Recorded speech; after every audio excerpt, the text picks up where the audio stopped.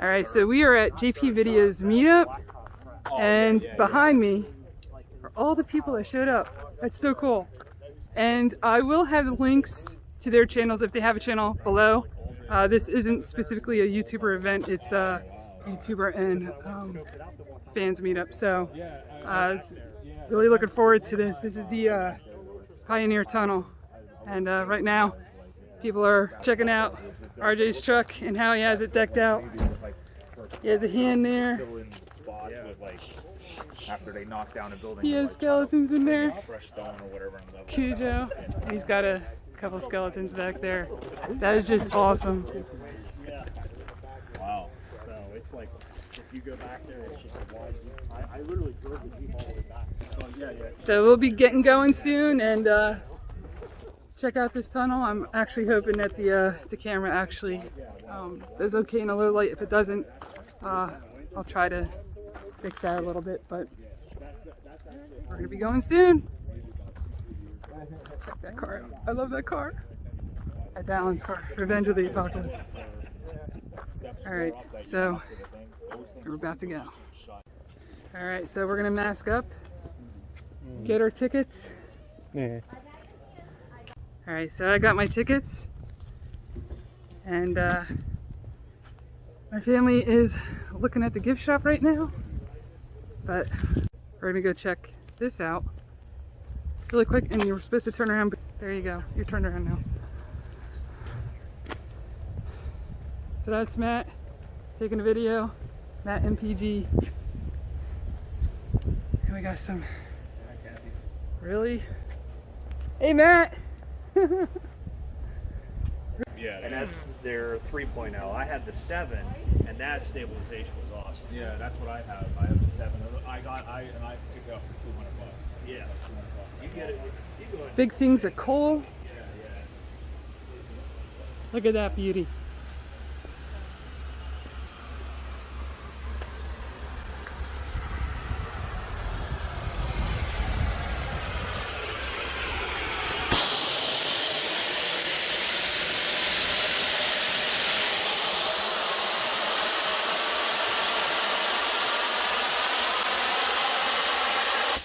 Actually scared me really bad.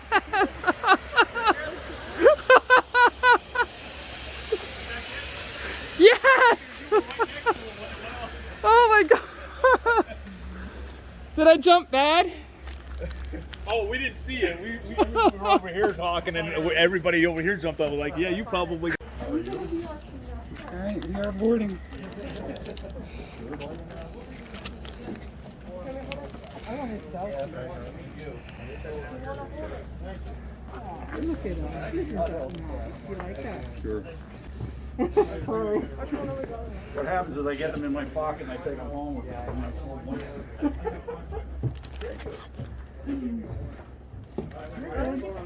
There's so much room you can throw that.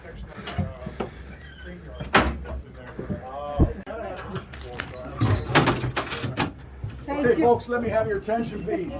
While we're going in and out of the mine, please remain seated. Keep your arms and your elbows inside the car.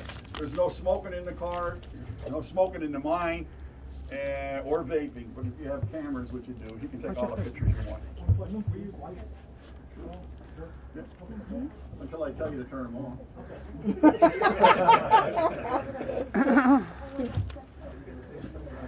I think, didn't Jay or somebody say that they do turn off all the lights to show you how dark it really is? I think so. Yeah. I should have bought my light. Kind of regretting it now. Aww. You can use other people. Take off the brake. Here we go.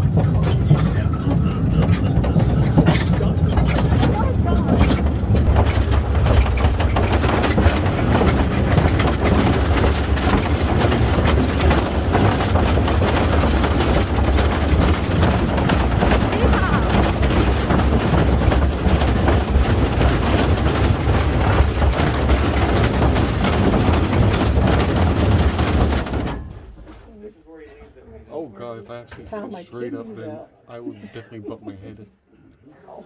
God, it's right You there. guys are all happy that I fixed that flat wheel on this one. Runs like a caddy now, doesn't it? Sure does. It's silk. Oh yeah.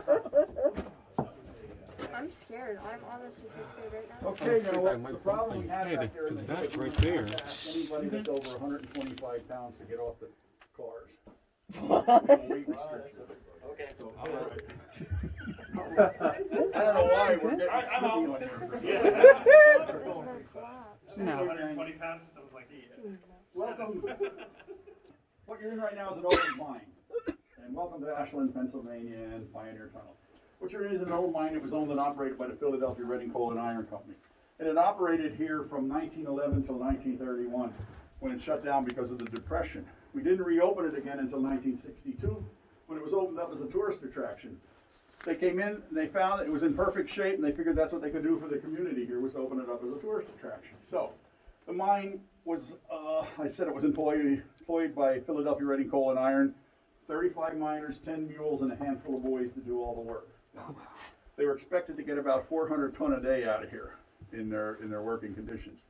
Now, what we're in right now is called a haulage way, and a haulage way runs in the north-south direction, bisecting all the veins of coal which run in the east-west direction. The reason we stop here is because we're at the Mammoth Vein. This is the Mammoth Vein of coal right here, or I should say this is the bottom rock. The vein of coal sits between the bottom rock and the top rock out the end of the mine motor. It's about 55 foot wide here. It'll run 400 feet to the surface, and it'll take a 2,000 foot drop on that same degree of pitch, base it out underneath the town of Ashland, and come up on a mountain about 2 miles north of here. It, about 15 miles to the west of it's almost 200 foot in width. It's actually surface mine now. There's no underground mining on the Mammoth right now. But the problem with our mining in this general vicinity here is that we all mine on that degree of pitch. So, if we were up in northern Pennsylvania, you're going to be in a flat scene in that respect. They can bring equipment in to do their work. We can't bring any equipment in here. Our mining today is identical to what it was in the 1870s, barring the fact that we can use drills, pneumatic drills, and electricity today. But the method of mining is still the same. So what we're going to do is we're going to go down further into the mine, and we're going to take a walk down a couple of gangways, and we'll show you how this operation is done, because it's totally unique to this specific area, the middle and southern coal fields where we're at right now. Any questions before we go in? No questions? Now or forever hold your peace. That's it. No questions? Do you have an Advil?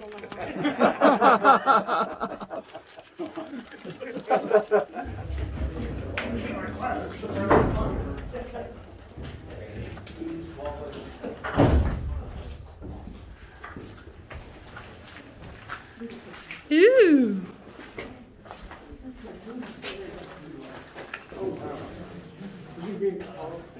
You're good? Direction following all the veins of coal, which run in an east-west direction.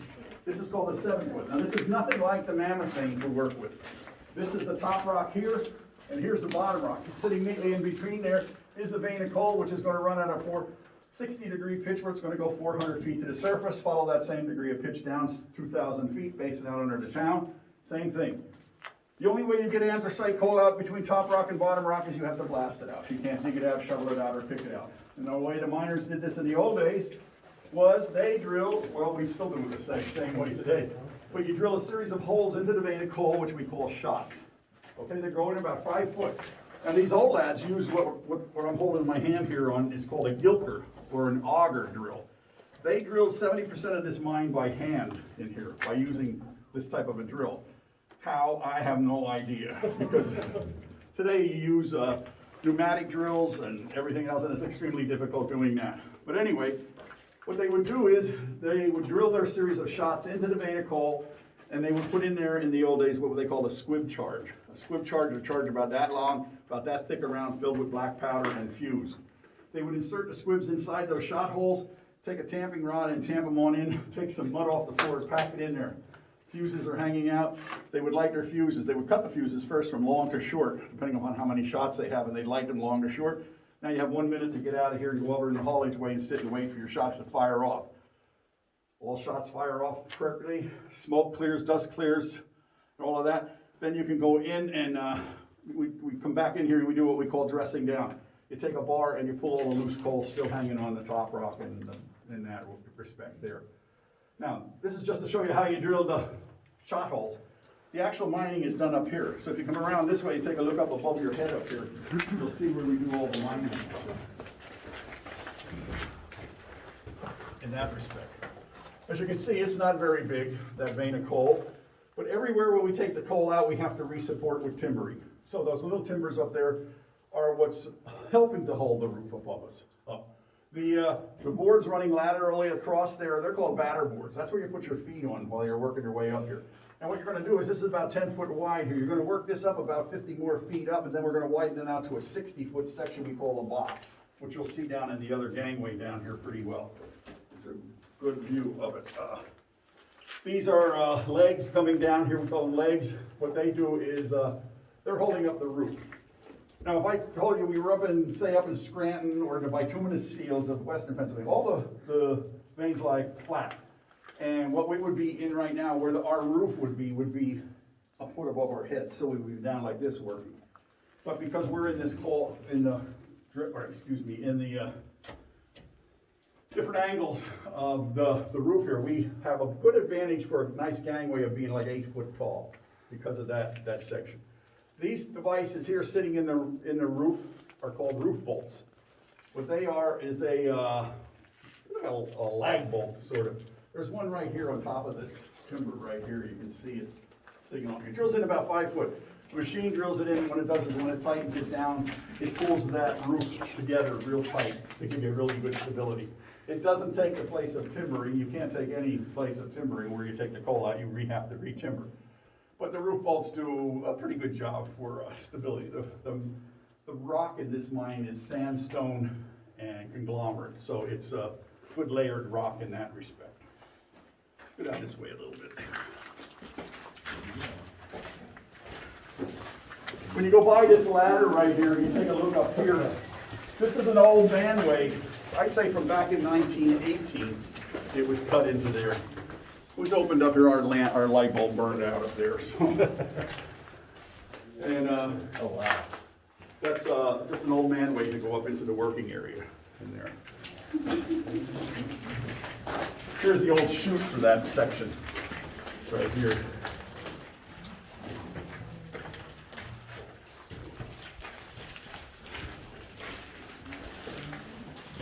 It's pretty cool. What do you think, Abby? Absolutely. A little scary, but.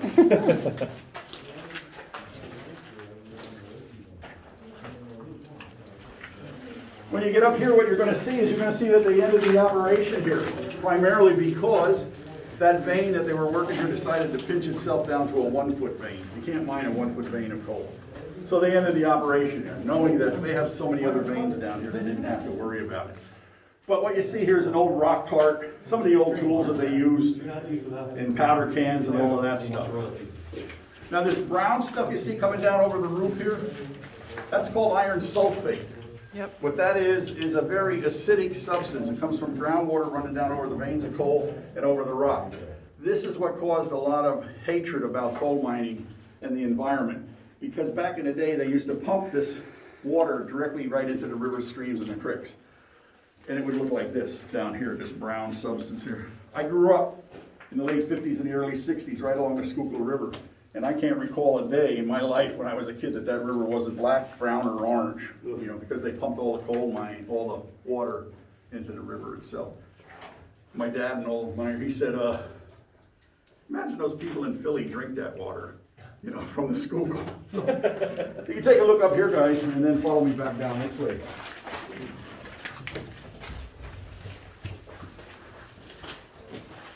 I hate mannequins. Sorry, man. Sorry.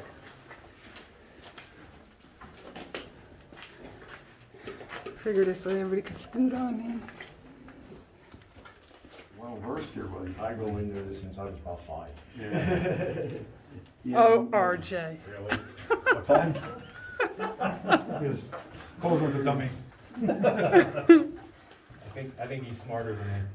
Did we lose anybody? We're all here. Okay. Anyway, this old mine phone here was in here from the very beginning. When you rang it, what happened was it would ring outside to the office and light a light up that said level 1. And then you could call out, you could ask for more timber, more lighting, more tools, more drills, whatever you need in the course of the day. And Get me out. this mine has 3 levels to it. We're on level 1, 300 feet below us is level 2, and 300 feet below that is level 3. So it would light up as level 1 in that way. This is one of my favorites, the mine rat. Why do we talk about mine rats? Primarily because, there you go, mine rats have this uncanny ability to be able to detect seismic changes. So, how they got into mines was because we used mules as the system of haulage, and a rat would hide in some hay, and they would bring it in, and a month later, now we got 15 rats, and they just multiplied while they were down in the deep mines. A mine like this adrift, it would be hard for them to stay in here because they could get out. But in the drifts or in the slopes and the shaft mines, these guys were the miners' friends because they could detect that thing. So if we're all standing here and around the corner of the gangway comes a whole herd of rats and they're heading that way. You better start. Yep. Don't hesitate. It's like, where are they going? You know? They're going out. I write a lot about the coal mining industry and stuff, but I was totally intrigued by these guys. So I put down, do you ever see that newspapers.com? It's an app that you can get on, and it'll take you way back to 1700s on any newspapers. So I go back there and I put in there mine rat. Wow, I got all these really good hits. All bunches of stories of how they saved miners because of roof collapses and stuff like this, and the miners praised them. But the one story I did find, which was really funny, and to me it was really cool, a worthwhile of everything. In 1888, they had a rat-killing contest between 2 collieries. What they did was they shut down during the 4th of July, and they sent one boy down one mine, and another boy down the other mine. And they wanted to see how many rats they could kill in a 24-hour period. So the guy who won, this is God's truth, his name was Ratty McQuaid. Ratty killed 1 ton of rat in a 24-hour period. Who he beat was a kid they call Blinky McIntyre. He beat him by 200 pounds. So I don't know what Ratty got for a prize or anything like that, but it was a big, heavily betting thing between the 2 collieries as to who was going to win that mine killing event. I have my one uncle was, when he was still alive, he worked in the 1920s in a mine. He told me they had rats as big as cats in some of the holes. He said, we fed them at lunchtime. He said, they like were your friends. They come out at lunch, they knew we were eating, and they feed them, and they go away. They didn't run around chasing anybody or doing anything. They just, did that. Yeah. The source of food. Yeah. That's a t-shirt. If you see a mine rat running, try to keep up. So we ought to have a visual here, like a 3D visual thing, or one of those things that have all the rats running out that way. Yeah. One down here, these 2 charts are give you a little bit of a better representation of what we're talking about. Sometimes when you're underground, you can't really tell what we're doing. But this is the Monoy Mountain. This is where we're at right now. We're 400 feet below the surface. As I said, we came in on the haulage way here. By the way, that haulage way was cut from right here out because they could take the cars out to the top here, get on the Loki, and take it out to the breaker, which is at the end of the mountain, the Bancroft breaker. We came in here in the southerly direction. We stopped out there at the Mammoth. We were over here in the 7th Foot. This is the Buck. The Buck was a really good working vein of coal and worked its way about 5 to 6 miles to the west of us here, and it had a lot of good chutes on it. The way this mining is done is it's called pitch vein mining due to the degree of the pitch of the vein in coal. We call this striking the vein. The first thing we do is we cut in. We leave a 60-foot section. We take out 60, leave 60, take 60, leave 60, take 60, leave 60. The 60-foot sections we leave in there are called pillars. That's what's holding the mountain up above us. If we took all the coal out at one time, we have a big problem. But first thing that we want to do immediately is we want to open up this first chute here completely to the surface and out on top of the mountain. This is our second escape route in case we have a problem down here. We can all go up the manway ladder here and right out onto the top of the mountain. The other aspect is we can put a mine fan up there and force air down into the working chutes. These brown sections here you see cut through here, through the pillars and the chutes, these are called headings, or we call them monkey headings, primarily because they're very small. You can only crawl around them on your hands and knees. They're principally there for ventilation, to get good air into each working section. Now the way it's done is this. We started out there, like I showed you out there on the 7 foot, you work out, point it up to about 50 foot. That's this section right here. You work up about 50 foot right there, and then you start building this box around that box there. It's about 60 foot wide, 3 foot on each side. Now remember, we're going up this way, so the 3 foot is this way. And the lagging is on here to create the box. So what we do is we climb up in there, you get into the chute. They set their shots across here. They light their shots. In the old days, they climbed out of the box and they went down and set in the monkey heading, waiting for the shots to fire off. Shots fired off, you can come back up in here and get in here. Primarily, on a 60-degree pitch, you don't have anything to stand on. So you don't have time to build platforms and things of that nature. You want to keep going. So what you do is, every day that the coal is blasted out, you will leave it in that chute to accumulate.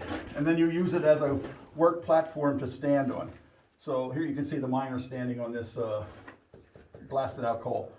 When the time comes and you reach up close to the surface and your chute fills up, it is easily offloaded down to the cars at the bottom down here. Sometimes this gate can break here, and then you get a whole load of coal down in the gangway.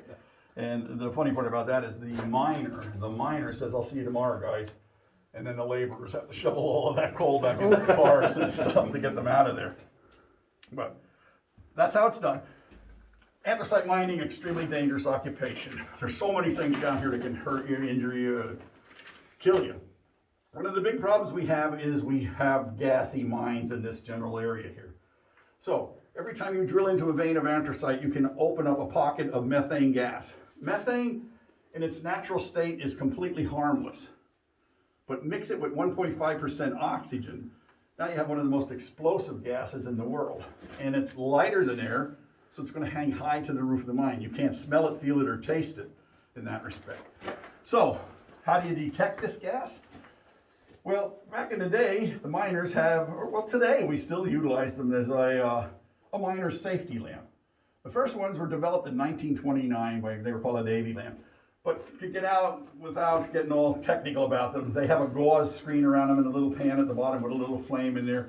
What happens is the heat from the flame will change the temperature on the inside of that gauze to the temperature on the outside of that gauze. So if you put it up high to look for methane, it'll allow the gas to get there, but it won't explode it. It will just burn it off, and you'll get a big cap on top of your flame there.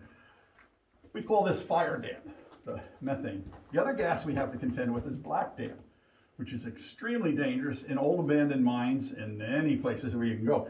Black damp is CO2. What happens is it's from people breathing, animals breathing, using explosives, areas of low ventilation.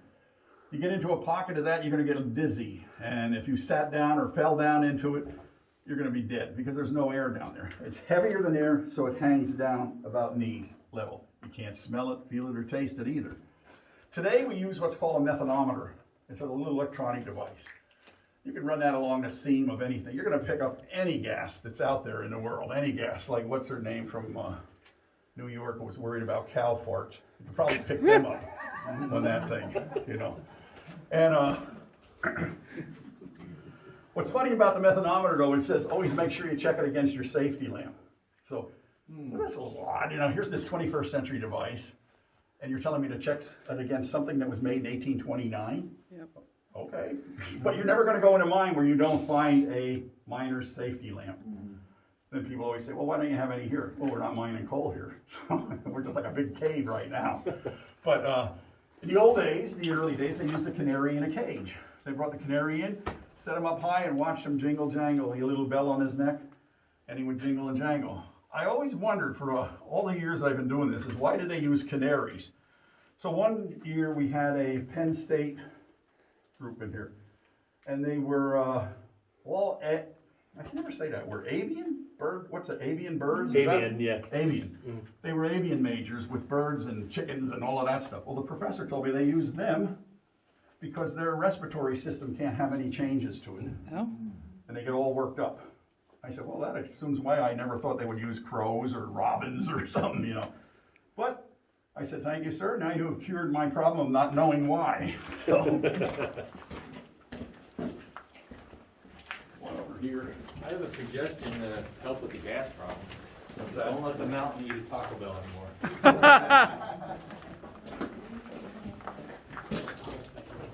This is our mule barn, simulated mule barn of, remember I told you I had 10 working mules down here. I can't speak more highly enough than the mine mule. They should have a monument for these guys and girls because they work just as hard as any miners did and such. And they suffered just as much. The mule, extremely, extremely intelligent creature. Very, very strong. You know, a little cantankerous as the saying goes, you know, stubborn as a mule. But what I love about them is when I talked to the old miners who worked with these guys and girls was that they were vindictive.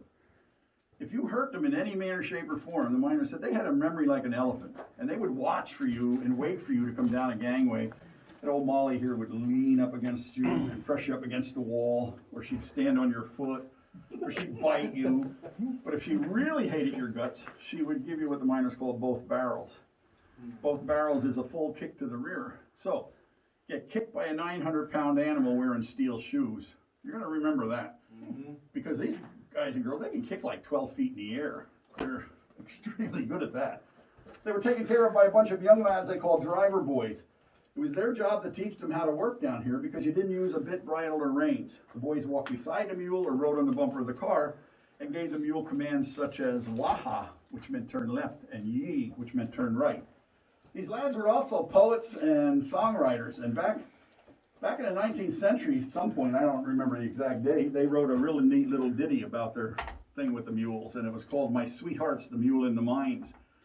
And it goes, my sweetheart's the mule in the mines, I drive her without reins or lines, on the bumper I sit, and tobacco I spit, all over my sweetheart's behind.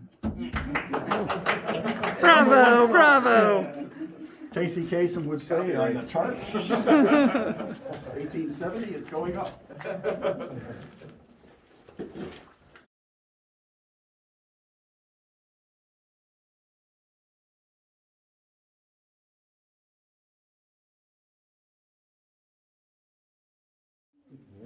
The gangway. Well, we'll find out outside. No, he's my good friend. I was going to say. You had a worried look on your face. If I didn't know who he was, we were all heading that way. Anyway, folks, this is the Little Buck Mountain vein right here. What happens here is they drove back to the wall back there, and it didn't work out so well. So they drove another 150, 200 foot down that direction. And what we have now is an empty gangway, say. But what they did was they left their tracks in here, on here, so that they could take the main cars off the main line and stick them in here, and they'd be out of the way. Now remember when I told you about firing off shots, how the old guys used the squib charges with the fuses. Today we use dynamite. Dynamite is much easier to work with because it's fired electrically with blasting caps and such. Same situation though, you put them inside the shot hole, you tamp them on in there, and you run the wires back out to a handheld detonator. Now you can walk around, you don't have to run out right away, because you can walk out here and you can yell out 3 times. Fire in the hole, fire in the hole, fire in the hole. And this is exactly what it'll sound like when you shoot shots off down here. So, it's not as loud as you would think it is, primarily because those shots are driven way inside the coal. You want the coal to break internally. You don't want it to be blown out. Now the only thing we can't simulate here is all the dirt, dust, and smoke that comes flying out of here at the time. But if you guys want to come up here and get a shot in there, well, I'll shoot it off again for you if you want. Sure. Yeah. I want to go in there and do that. You good, Allie? Going in.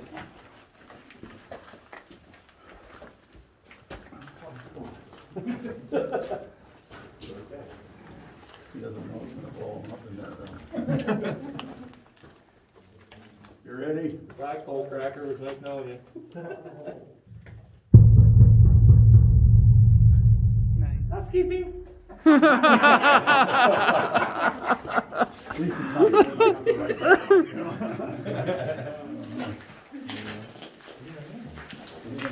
Oh, look. Someplace I could lock you up, Bob. That's a little unnerving. Oh, God. Oh, God.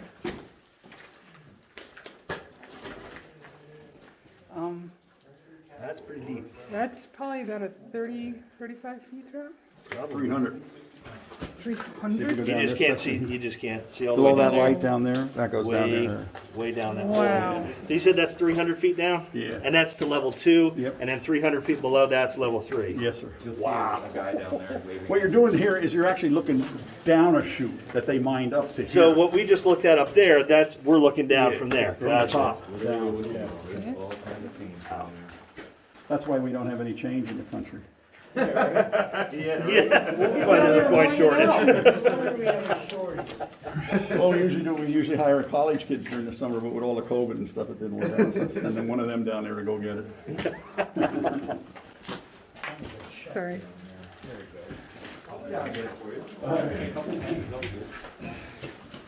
You are cheap. Hang out in the mall.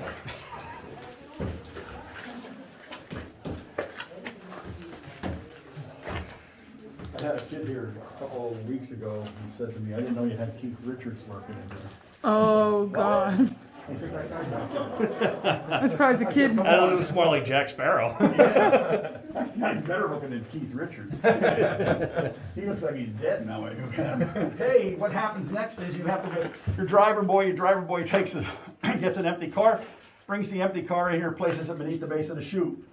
One mine car weighs 2 ton unloaded. Fully loaded, they're well over 4.5 ton. Now, one mine mule on a level grade like this can easily pull 3 fully loaded cars. So, trouble with these cars is they don't have any brakes. So on any type of an incline or a decline in the track, the worst thing you could have happen to you is have that car pull the mule over backwards or run up on his hind legs, because it would, you injure a mule for Philadelphia Reading coal, you're fired. You're not going to have another job in the pits. So the driver boy had a kid about 11 years of age and ran alongside of him. He carried one of these sprags, what they're called sprags, in his arms. He would insert the sprag in the open spoke portion of the wheel, and as the wheel rotated, he could, it acts not like a brake so much, but it'll drag the wheel down a little bit and it'll slow the car down and save them. Trouble is, many of these kids tripped, fell, had their arms and legs cut off, or were crushed beneath the weight of the cars and died. Now, when the time comes to load the car, what happens is the miner sends his assistant, his call is butty. So if you're ever from the coal region, you've heard that term 1,000 times. Hey, butt, oh, butt. Butt-T, not butt, like your butt. But he sends his butty up into the top of the chute. He opens up a couple traps up there, drives it down to the battery here, where the miner's going to sit on the end of the battery here and drop his legs on the inside of the car. Now, if you guys turn your lights out, I'll show you what a working coal mine looks like, if you can still film that. You ready? Okay. This is what a working coal mine looks like. Now, when I said that the miner wants to load his car, what he's going to do is he's going to dangle his feet on the inside of the car, and as the coal rises up, he can feel it rise with his feet. Because in this dark light here, you can't see. But this is the way you work in a mine all the time.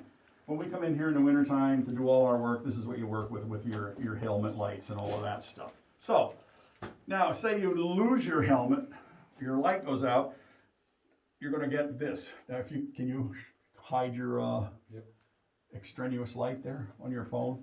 And I'll show you what real dark looks like. Okay? Wow. Now, we can't do it here without that. With all that extraneous light, still looks like we can find our way out of here. And they would could also get down on the ground, find the track, put hand on one rail and the other hand on the other rail, and crawl out the middle of the track. That way it's going to give you, there he is again. Slowly walking down. I caught a reflection on his helmet. He, Is this the Halloween tour? yeah, there he is.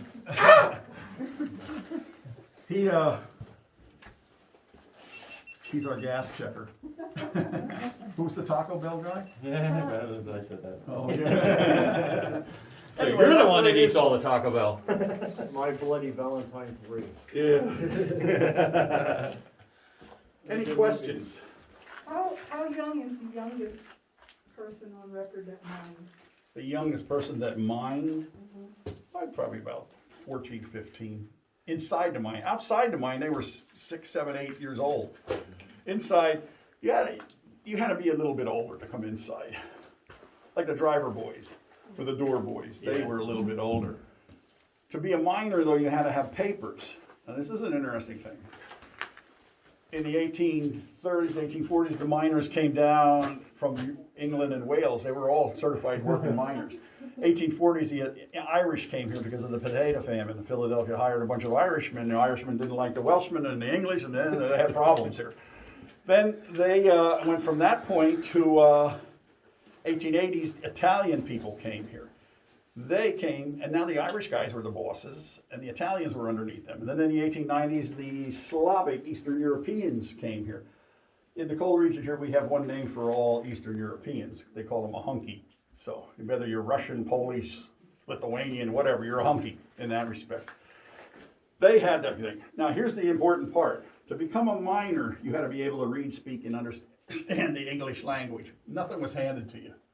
So these guys all, Philadelphia, Reading Coal and Iron provided schools for them to learn English. So they learned English to become a miner. If you don't become a miner with papers, you're going to be a laborer your whole life. And that's hard work there.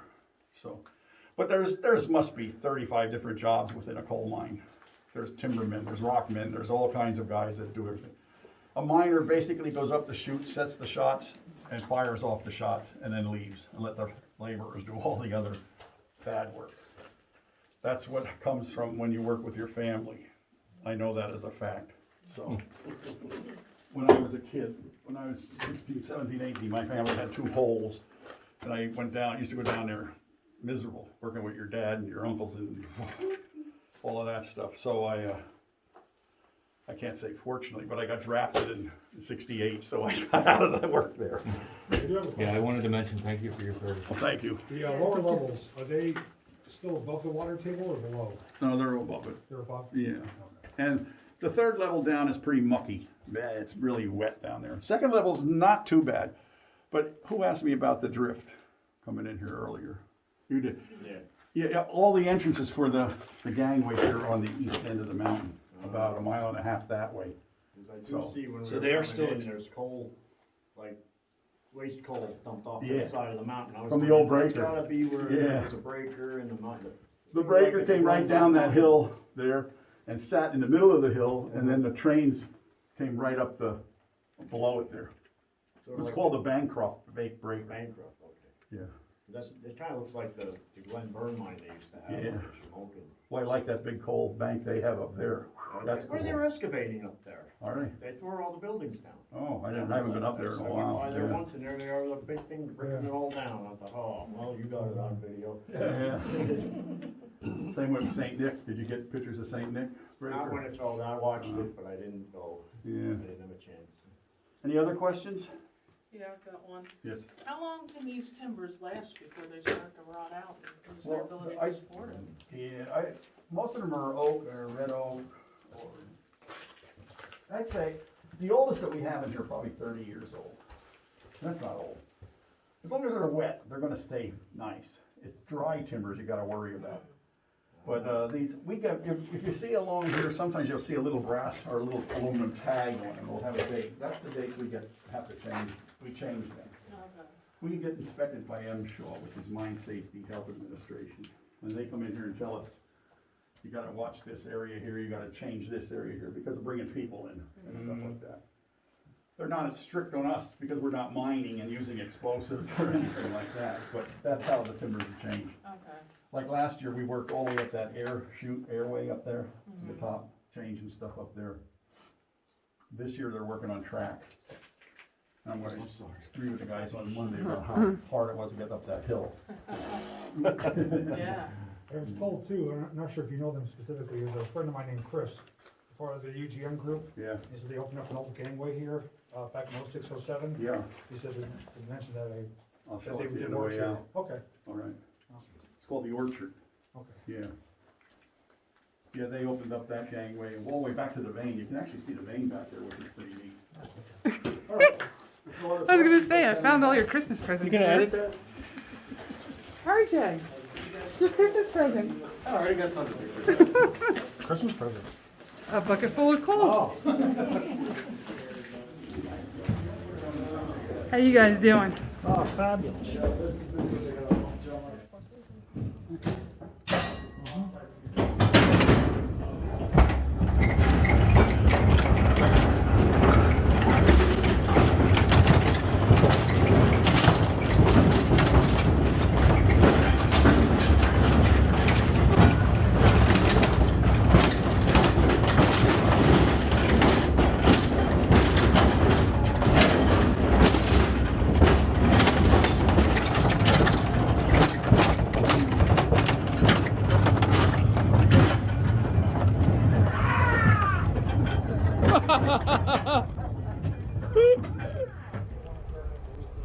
Alright, so we just came out of the tunnel itself. We will be going on the train for a little bit of fun.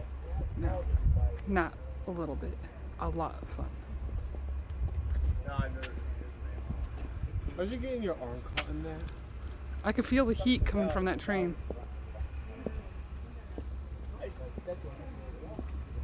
Oh, yeah. Let me see if I can get that. Oh, people are hopping on. Here you go, huh? Go over. Come on. Hey, hold on. Yeah, I have a feeling it's going to go off any second.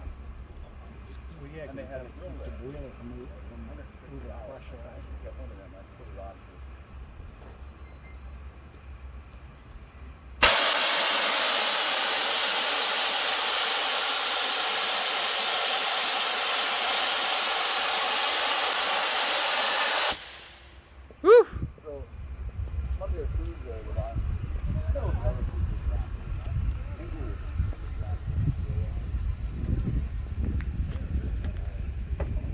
Jay! Hey. Other Jay! And we are going.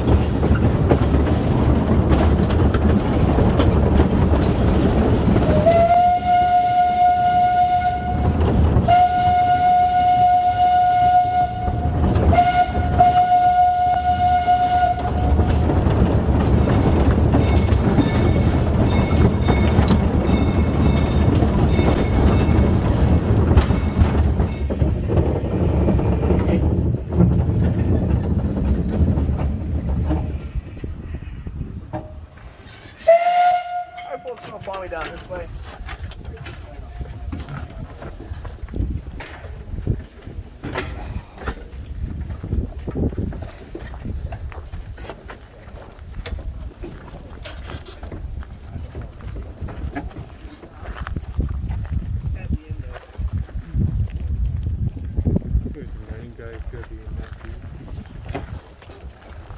Oh yeah, if he popped out of there, that'd be pretty freaky, huh?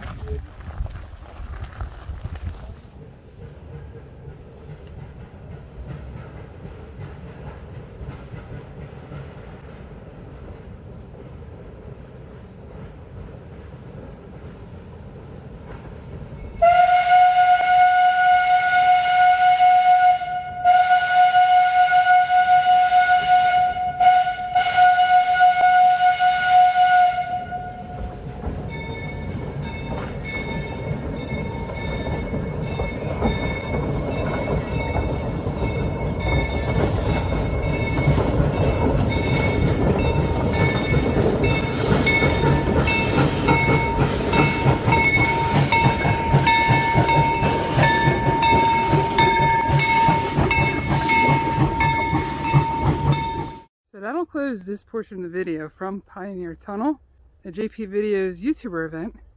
And why am I squinting my eye? Anyway, so what I will do is I will have a link. What is that? Anyway, I will have a link of everyone that attended the event in the description below, so go check them out. And please like and share the video, and if you are not subscribed, please subscribe to my channel. It helps me greatly. And thank you all. See y'all later. Bye.